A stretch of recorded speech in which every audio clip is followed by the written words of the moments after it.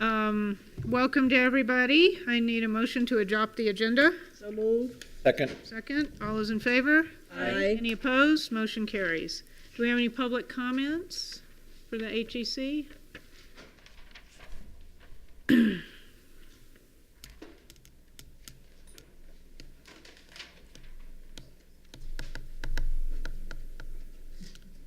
Nope. Okay, no public comments. All right, then our next item is approval of the consent agenda, which just has the minutes of the January 24th HEC meeting. Can I have a motion? So moved. Second. Any opposition? Motion carries. Okay, we don't have any non-consent. So we have information items, and I see Tina is there waiting for us, so take it away. Thank you very much, Madam President, Madam Chair, Dr. Guzman, members of the Learning Center District Board. Good evening. You have a copy of the PowerPoint slides at your desktop too. And I'm going to start off with the first agenda item, which is a report on HEC operations over the last year. And it is there. Oops. Casey, can you pull up? Okay. Over the past year, we've made a lot of progress. Dr. Guzman finally established permanent full-time director for the Higher Education Center now that we have the green light to proceed.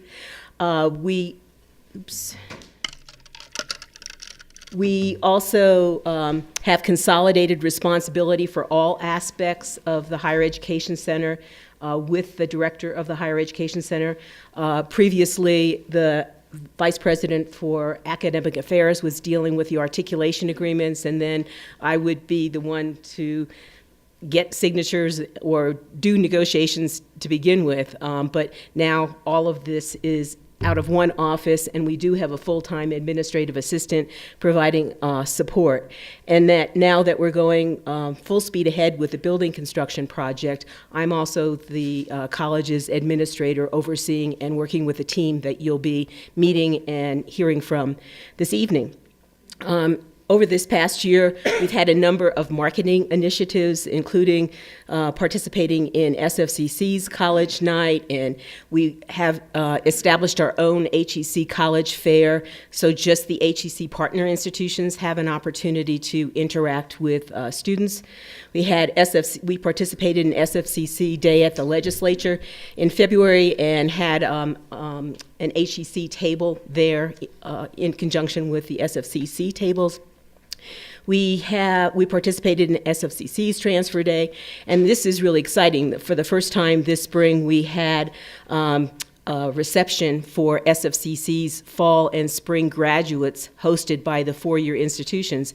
And we sent out individual really nice invitations, and we had really nice food and everything, and we actually had probably about 50 of our students participate, and they all stayed till the end. And we had a nice little program just recognizing their achievement in graduating and giving them an overview of the opportunities that exist to complete bachelor's degree programs through the Higher Education Center. And each of our partner institution reps was actually able to give a presentation and answer questions, and then they were available after this event to interact with students one-on-one, set up advisement appointments. We were very pleased by the first response. And of course, we continue to have HEC class schedules, and we're continuing to not only have the class schedules online, but also hard copy, because we're using it as a marketing tool at this point. And over time, we'll probably not have to do that, but right now, it's a great marketing tool. We continue to have class schedule inserts in the New Mexican. Our HEC website is in great shape, thanks to Janet and her staff, and especially Jeff Atwell and Meg Lenzer. They've just done an excellent job in keeping that up to date. And we also have print and online ads related to HEC registration that we're doing in conjunction with the ads for SFCC registration. And then, of course, there are press releases. And the next most exciting thing is we've made great progress in terms of articulation agreements. In addition to the articulation matrices that you've heard about in conjunction with the memorandums of agreements, they are actually an attachment to the memorandum of agreements that we have with our four-year partner institutions.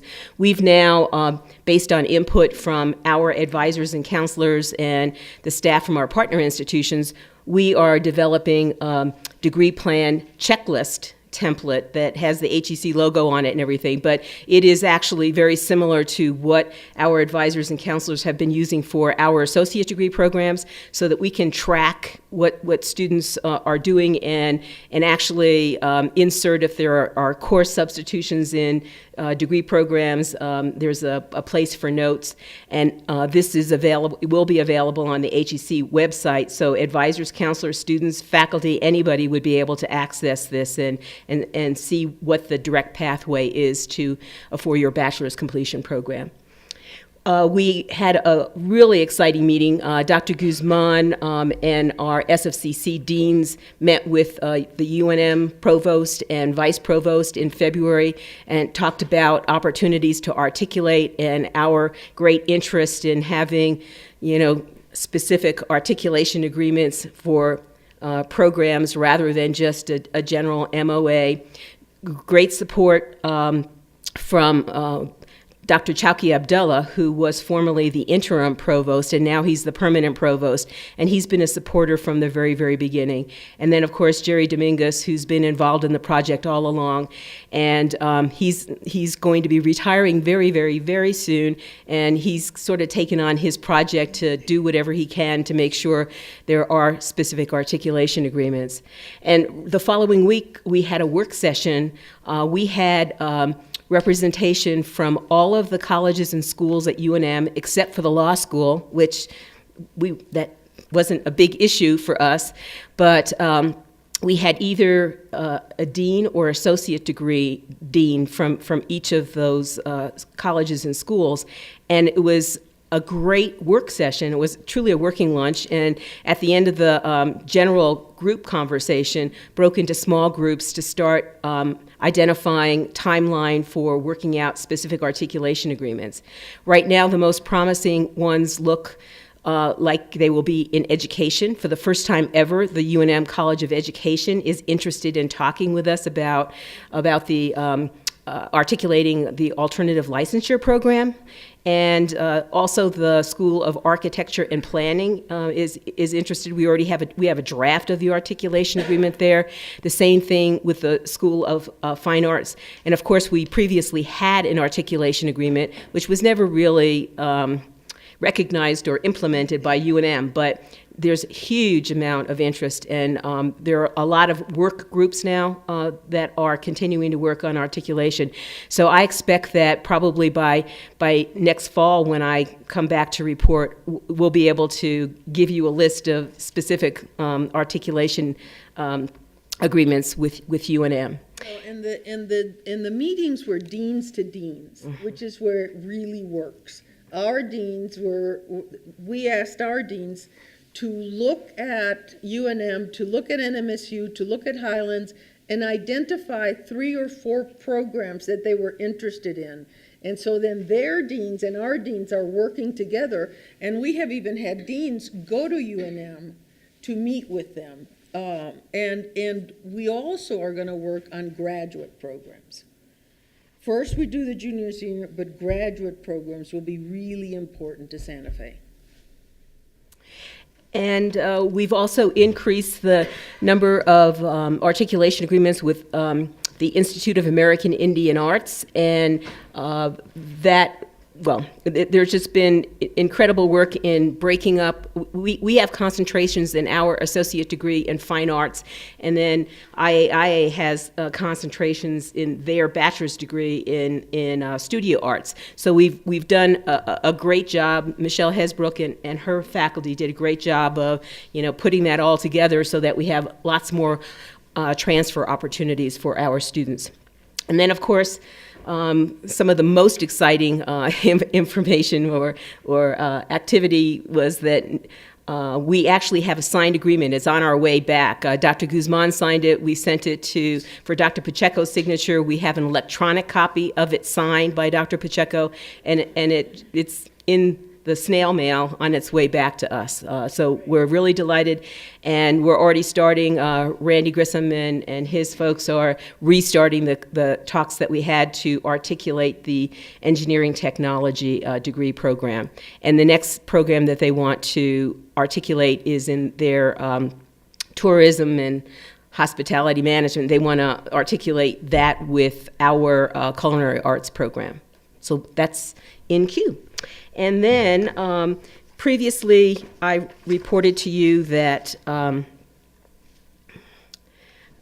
that we came up with some enrollment definitions so that we can start tracking the enrollment. And because the delivery modes and everything varies among all the partner institutions, we needed to find a way to make it work. So you've seen these definitions, and there is some overlap for each institution, but for Highlands, this is what the enrollment definition includes. And for for fall of 2012, the final headcount enrollment in all of those categories combined, they had a headcount enrollment of 161, and for spring 2013, 154.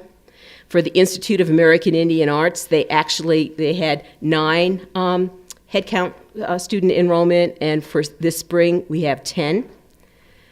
For UNM, for fall of 2012, 460, and this spring semester, they jumped up to 492. So the numbers are nicely going up, and even the dips in enrollment, I mean, it's kind of a natural dip from between fall and spring semester. And the overall total, so the total headcount enrollment combined, all 3 partner institutions, for fall of 2012, 630. And for spring of 2013, 656. So we are up from that 450 to 500 range that we had for our first year of operation. So we're really, really pleased. And that is the end of my report for this agenda item. Are there questions? I have can I ask a couple of questions? Since I'm new, these are more questions of ignorance than anything, so I apologize to everybody ahead of time for having to ask them. So what other institutions, how do we enroll institutions in the HEC? Do they approach us? And do they have to be in-state, or can they be out of state as well? Madam Chair, and I'm so used to looking over this direction for the chair. Madam Chair, Board Member Keith, we originally did a request for proposals, and we sent it out to all of the public four-year institutions in New Mexico. The Higher Education Center was created under the Learning Center Act, which allows SFCC as the lead administrative institution to contract with in-state, out-of-state, public, private, anybody, to deliver programs. And we identified the original programs through a needs assessment that was conducted. It was a needs assessment survey that was conducted in 2010. It was actually 2009, excuse me. And it was conducted by research and polling, and we went with the top things like education, business, criminal justice, social work, and now with New Mexico State, who they were on the verge of submitting a proposal, and our Dr. Carmen Gonzalez was one of the individuals. She was then working at New Mexico State, and she was working on a proposal with the interim provost of New Mexico State, Dr. Jay Jordan, and then they were stopped. They ended up not doing it, but there was considerable amount of work done in engineering technology. So going forward, what we've gone from the RFP process to thinking that what we want to do is more, we want to be have an inclusive process, and we want to reach out to who we think will be our best partners for certain programs. Like New Mexico State is the only institution that has that tourism hospitality management type program that fits perfectly with our culinary arts program. So going forward, we will continue to do formal and informal needs assessments. We're going to get some great information through the strategic planning process that the college is going through now. And then as we identify additional degree programs to bring on board, then we will be doing outreach to prospective new partners. Thank you. I have just a question. When are we going to see a budget that's complete? Like our expenses, how much they give us, and... Well, actually, I will be able to report on that. You know, we're kind of getting into our groove in terms of operating the higher education center. And in last August, I did present a budget with the expenses and revenue, and the revenue is basically from the fees from the institutions. But at our next meeting, I would be happy to provide that to you, and with an accounting. This the HEC has an agency budget, so we can carry over funding, and we can move funding around from line item to line item as opposed to regular departmental budgets, because it's part of the SFCC overall budget, but it's kind of sort of like the auxiliaries, like bookstore, but not quite. It's a little bit different than that. But I'm totally open. I will work with Chair Siegel to determine what kind of financial report you would like to have on the budget and the time frame. Yeah, I'd like to know where we're standing, because in the past they were so simplified that we had X number of dollars as a revenue and the same number as an expense. So I'd like to see the real thing, to see what's costing the first few years. Right, and actually we have excuse me, Chair Siegel, but we have a better idea of where our expenditures are, that the initial line items, things that we thought we were going to be spending, like on instructional supplies, the HEC administration office budget or structure is not buying them, it's the partner institutions who are. So, and so we boosted up promotions and printing and that sort of thing. So we have a much real broken down budget.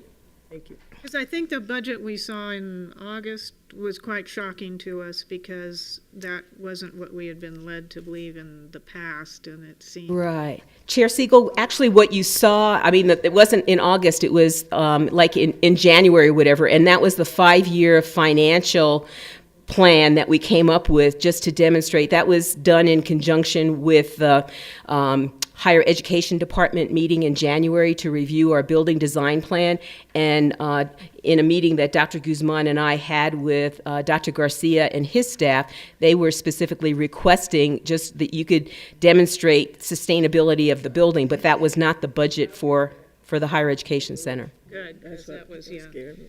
Yeah. Anything else? I have a couple questions. Chris, anything? Can I ask one more? Go ahead. So, in terms of a roadmap for the higher education center as we move forward, I realize that we're just getting operations up and moving. But will that come through the strategic planning process, or is there? It is it's an integral part. Actually, we had a focus group meeting this morning with our HEC, all of the regional higher education institutions, but most importantly, our HEC partner institutions. We also had Santa Fe University of Art and Design represented, and St. John's College at that meeting. Great, thank you. So I don't know why I've never asked this before, but if you have a degree from somewhere else and you want to come and complete the degree, a degree from one of these partner colleges, is that possible? Yes, yes. Chair Siegel, yeah, you've mostly heard about what a wonderful opportunity this is for our students and our graduates, but it is open. I mean, it's a wonderful resource for our community and for the region because there are lots of different target audiences we have for the HEC, one of which is anybody who has an associate degree from whatever institution, or they have enough credit hours that they're close enough. We're really focused on degree completion. So, but any community member who has an associate degree from any higher, accredited higher education institution would be able to apply or have the HEC articulation agreements apply to them as they pursue a bachelor's completion program. Okay. And then the articulation agreements that we've had have been broad ones, and now we're trying to be specific to each degree? No, the articulation agreements that we have with New Mexico Highlands University and the Institute of American Indian Arts were very specific. With Highland, what we've done over the past year is refine them and in applying a template to them. So what we did was we refined them. We got clarification on many occasions now that Highlands is accepting SFCC's entire associate degree as meeting the lower division requirements for their bachelor's degree. It's not a course-by-course articulation. Our deans can make whatever decisions they want in terms of course substitutions in our associate degrees, and when it transfers to Highlands, it goes, they accept the 61 credit hours, and then the students just pick up and complete the other, 60 or whatever they need from Highlands. And IAIA is the same way. It was only UNM who only signed a memorandum of agreement initially, and that was because they were very much in transition with a new president coming on board. They had an interim provost, and so they wanted to have time to sort things out. And now, through the meetings that we've recently had with them, they're saying they're ready to go. And they've made great progress in finalizing articulation agreements with their branch campuses, which they treat like, independent, community colleges, and also the other independent community colleges in New Mexico. So it's a much easier, road to pursue at this point. That's quite unprecedented, right? In the past, that did not exist. The transition was very difficult.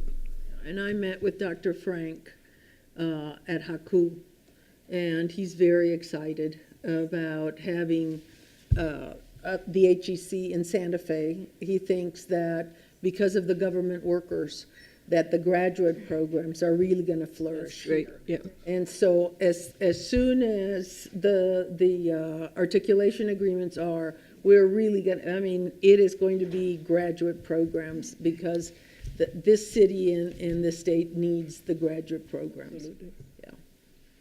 And just one final question. At 656, aren't we pretty much at capacity here? Within using this facility, or can we do more? Pretty well.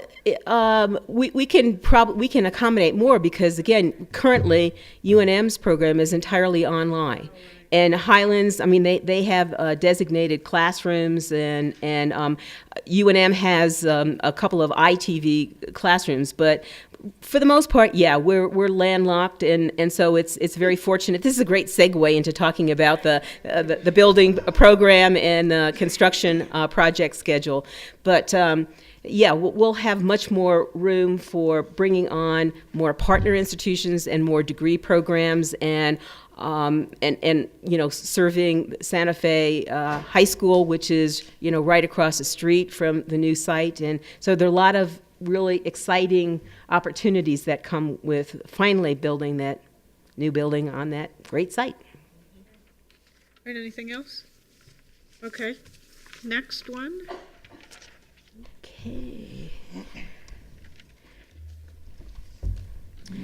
Madam Chair, President Guzman, members of the board, I'd like to introduce you to Matt McKim, and I think some of you have met him before, and he is our architect from Decker Parrott Sabatini, who's been working with us from the very, very, very beginning. And he and his colleague, Scott Stoll, have been working with us recently to update the building program based on current reality. As you all are painfully aware, we were on hiatus for over a year as we, went through the litigation process to get a review of our building design plan and then also get them approved. And because of that, and because we really were in a different situation in terms of the state funding formula for operations for BR&R and utilities for new buildings, we just really needed to review the building plan. And of course, we had a new president, and we needed to thoroughly review what the original concept was to see if it would still fly at this particular point in time. So Matt is going to share with you a little bit. He's going to give you an overview of what the process has been, who's been involved in updating the building program. It's going to be short, and then we'll show you what it looks like. Great. Good evening, Madam Chair, Dr. Guzman, members of the board. It's great to finally be here after a year of hiatus, as Tina talked about. It's nice to be here and actually being able to give a progress report. Progress is fantastic. I thought we'd start with giving maybe you a really quick overview of the site. Of course, this building site is not on your campus. It's more in the geographical central portion of Santa Fe itself. It's right south of Santa Fe University of Art and Design and north of Santa Fe High School. So again, it has a lot of good possibilities for continuing education for the hospital, for government workers, for dual credit programs, and those types of things. So again, it is a great site.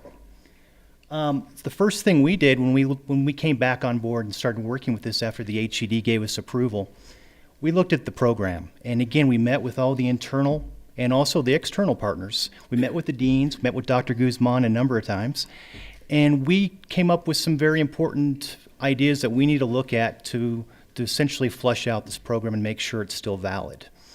One of those is efficiency. This thing needs to be extremely efficient. We don't have a lot of money. Again, the funding formula has changed. It's a year later. Construction dollars, it's a totally different market than it was a year ago. So we looked at those very closely. And some things that were important to us in efficiency, and you can see these in the program, and what you're looking at, maybe I should describe that first. Instead of a written program, we're looking at a graphic program. These are bits and pieces these are the spaces, the individual spaces that'll go into this new building. And they're all just scaled with one another. And I think one of the best things about looking at this diagram is the green is all the classroom space. And there's more of that than anything else. That was really important to us. That's part of efficiency. We want to make sure there's a lot of space for the students. That's going to help your performance. It's going to help make the thing sustainable and make the thing work. As you can see, we have about 25,000 square feet of space out of 34,000, which is it's a pretty good ratio. Some other things we did with the efficiency, we looked at doing what we call hoteling of the adjunct faculty. Essentially, they have tables that they can touch down and use at different times of the day. So say we have 50 adjunct, we don't have 50 desks. We have maybe 15 or 20 desks. And they can use the space as they come and go. That allowed us to build less space with the faculty offices and allowed us to put more into the classrooms. We also right-sized all the offices at Dr. Guzman's request. The faculty offices, the full-time faculty do have an office, and we tried to make sure those were right-sized. By right-size, I mean maybe a little bit smaller than we were initially thinking, which again goes back to the efficiencies. The collaboration's important, so the students can collaborate when they're here. A lot of programs like UNM, the students are taking online courses. They're taking courses on their iPads, their iPods. And so this needs to be a space where they can come and actually have some socialization, part of the college life. And one of the spaces that we developed is the Collaboration Learning Center, which is about an 1,800 square foot space. It's kind of like a Starbucks. It's a big space without the good coffee, without the scones, but it's a place with computers, it's a place with furniture, and it's a place for students to interact. We also, intermixed with the classrooms, we're going to have some spaces, some study alcove spaces for students to pop out of classrooms, and they can have small groups. So actually the learning can happen before and after the classes are finished. Next, technology was a big one for us, because this is going to be ever-changing, and we're going to have different partners, and there's going to be different pedagogies to deliver this content to the students. Like we're seeing with UNM, they don't even want faculty at this center. They're going to do everything via the internet, which is very interesting. So we have to have a very robust backbone to make sure all this works. And finally, flexibility. It has to work for both the college and also for the partners. It has to work for continuing ed. It needs to work for the health and sciences. It needs to work for these different programs. So one thing we've done that was different than the last time around, the classrooms, and you can see the classrooms right here, they're square. And the trend we're seeing in higher education now is the classrooms become square. They're no longer shoeboxes. And that allows you to break out this classroom into 5 or 6, 7 different teaching modes, so different things can happen within these classes. Also, we have 2 large we're calling them flex labs. They're not laboratories like a physics lab or a chemistry lab. They do have some water, they do have some sinks, and they also have a shower and toilet facilities for the allied health component. We really think that that's going to be for the allied health in the hospital. Yes, thank you. So again, as you can see there, the good news is we have a lot of classrooms, and I think that's the takeaway from that slide. Oh, yeah, thank you, Tina. Yes, we actually do have 17 of those 30-person classrooms. We have 2 of the flex labs, which can seat about 44, 45 people. And then we have 7 seminar spaces, and I'm going to show you those in the next slide, how we're incorporating those into the plan. So next, we have the pieces, and then you have to start to assemble the pieces. And on the left is a piece of the building showing, pretend it's a pie and you're cutting a piece of the pie out. And the idea there is, back to this efficient design, taking 2 classrooms, putting those together, and separating those with a storage area that can be accessed off both sides, because these spaces can't truly be flexible if you can't store the furniture, if you can't pull out the furniture, can't pull out cows, computers on wheels, for instance. Then in the front, off the corridor, which is this space here, we have the seminar rooms, and those are small classrooms. Those either could be scheduled, or they could be left open for students to use with small groups, and they could use those for breakout, say after a class. Those would be on a main corridor, and again, another big piece of efficiency, we're double loading that corridor to get to have less corridors and more classrooms. On the other side of the corridor, we're looking at having more of a soft zone, and in that soft zone, we could have these study alcove spaces where the students could come and they could meet informally, and those should have views then to the outside. As you can see in this diagram here, you can see the sunlight can then come through, and we're trying to avoid dark corridors. It's also a big thing for LEED. We're going for LEED Gold, and that gives us points for both views and also for daylighting. If you can use the daylight, you don't have to use your lights as much, and that saves you money. So again, you have this on the soft zone. Also, that's where the adjunct faculty would also go. Those spaces would go there. And the great thing about that is, and you can kind of see it here on this model, there's 3 different of these modules, correct? There's 6 classrooms up here. And what we can do with the adjunct is move these folks around the floor plate and put them in different parts of the building, so there's always life, there's always something happening. There's no dead corridors without people. There's a buzz about the place, and we feel like that's an important thing to keep this very sustainable. Okay? Let's see. Okay. So next, we take these modules, and then we actually have to put it on the site. And this is actually the site. It's a fairly complex one. It's about 4.1 acres. It slopes 18 feet. From the arroyo up here, it slopes down towards the street. It also has a power line with 2 power poles existing here. And right now we're trying to work this so we can put those in medians and we don't have to move those, because that of course is an expense to the school, which we'd like to avoid. Again, we'd like to build bricks and mortar with that money.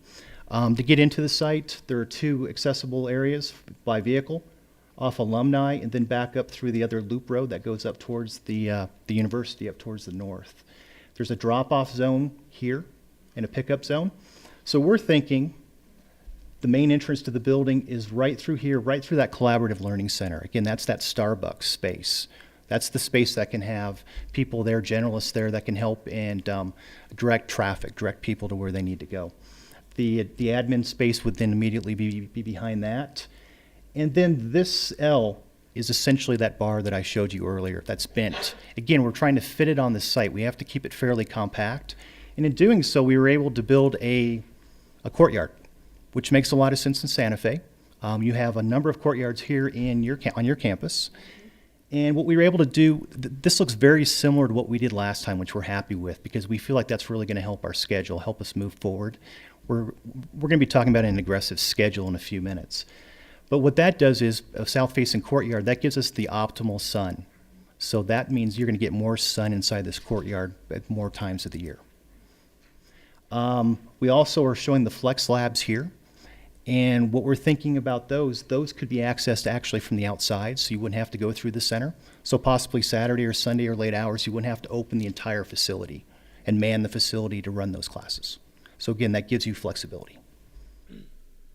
So that would be a separate building totally? Or would it be attached to the rest of it? Madam Chair, we would attach it, but you could go into it without going through the corridor system. Yes, that's what we're thinking right now. Story? It is a 2-story scheme, that is correct. And you can see the purple is the office space, and we wanted to make the faculty offices available to the students as they walk the hallway. Because the research shows that when faculty are available and students see them, then there's more faculty-student contact. And so we didn't want to do like offices internally for faculty, but we wanted to do them so that they would be accessible to students. Now, Exactly. these are in essence the faculty of the partners, no? Both.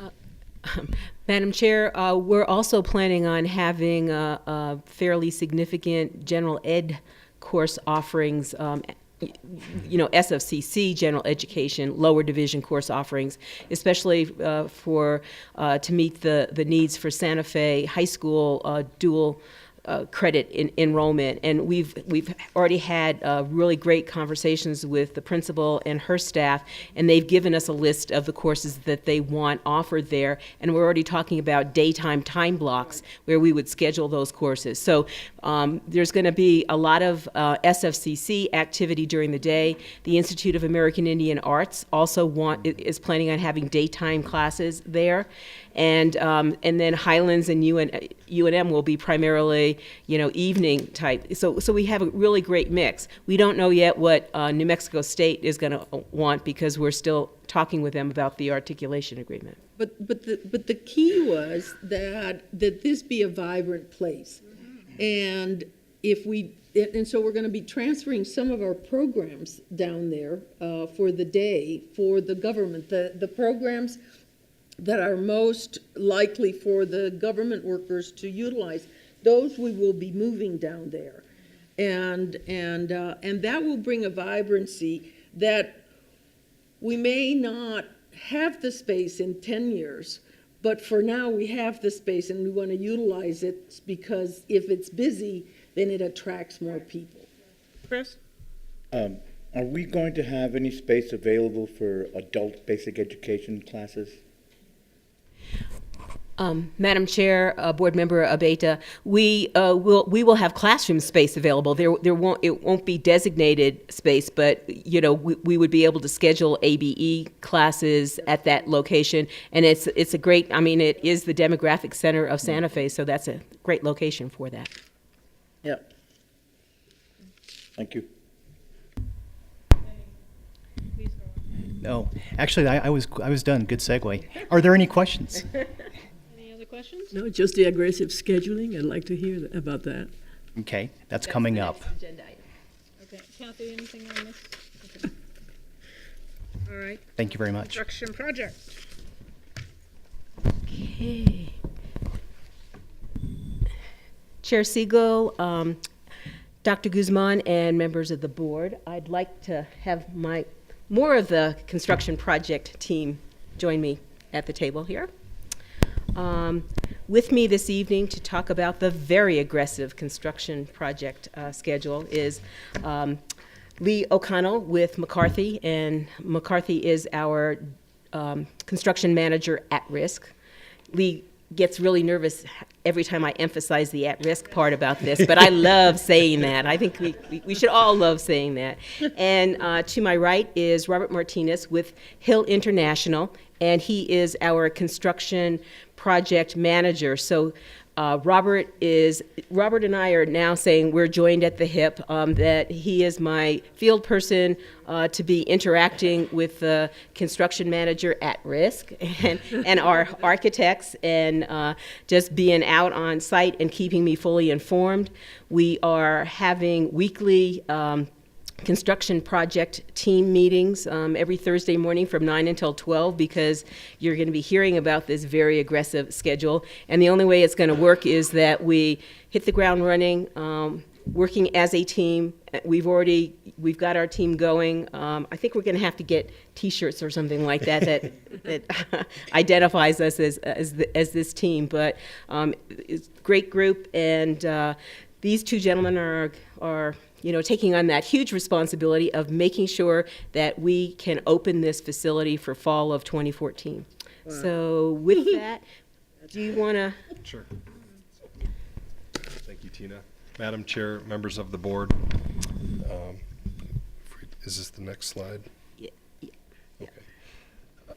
Speaking of that aggressive schedule, just wanted to post, this is kind of a 30,000 square foot snapshot of our schedule, and I'd like to just kind of go down the list, starting with the activities. The programming stage, as Matt just showed you, we are through and into schematic design. Schematic design is the phase where the architect starts laying out the building, understands entry, exit points, more of the concept side of the building. The design development phase is where the architect and design team really understand the space, starting to select ceiling heights, more of the details. And after all those, it also involves the user input from SFCC with that group. And then moving forward into construction documents is our goal of third quarter this year. And that is when all the details come together. Every last screw is detailed and handed over to us. We are working with them along the way as a partner, and from there we move on to the bidding and procurement stage, where we publicly go out and solicit subcontractors publicly and competitively to build the project. So that takes us to the last item about that aggressive 10-month schedule. We're really excited to be a partner and a member of the team, and really looking forward to this. Do you want me to speak to the project? Excuse me.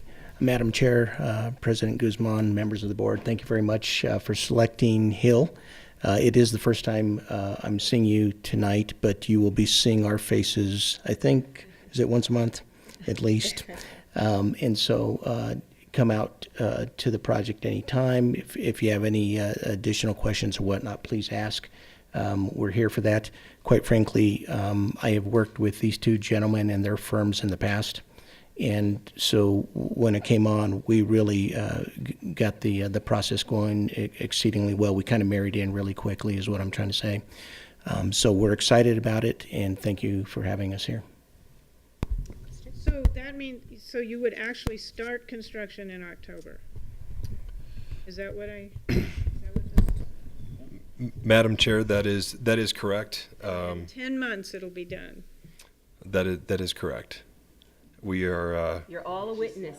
That is currently what we're showing, and we're still in constant communication and collaboration. A lot of things obviously have to come together for us to meet that milestone, and we're working together as a team.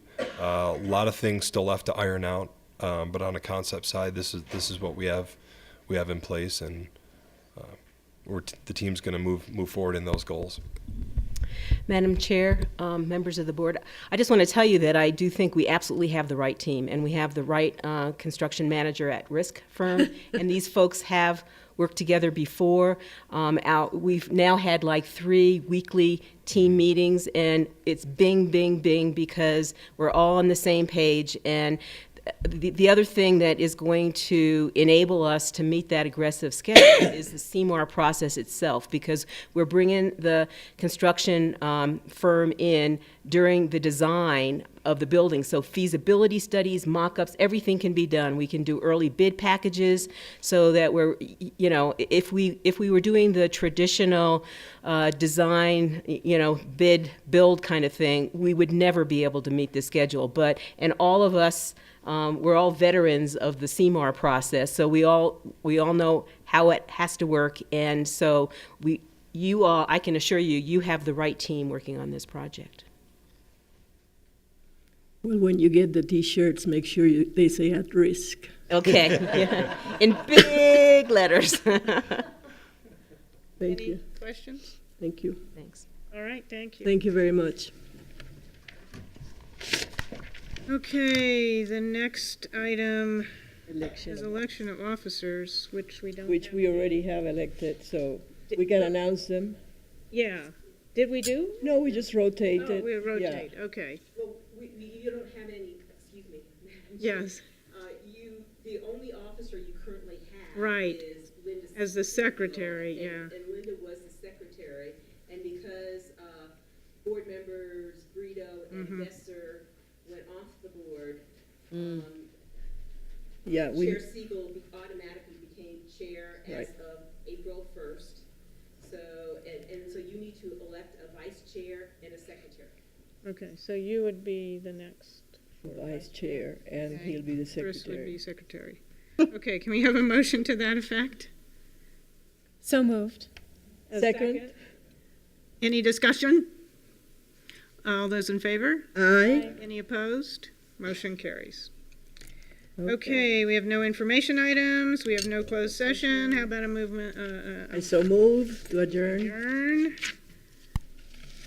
You I so move. second? All in favor? Aye.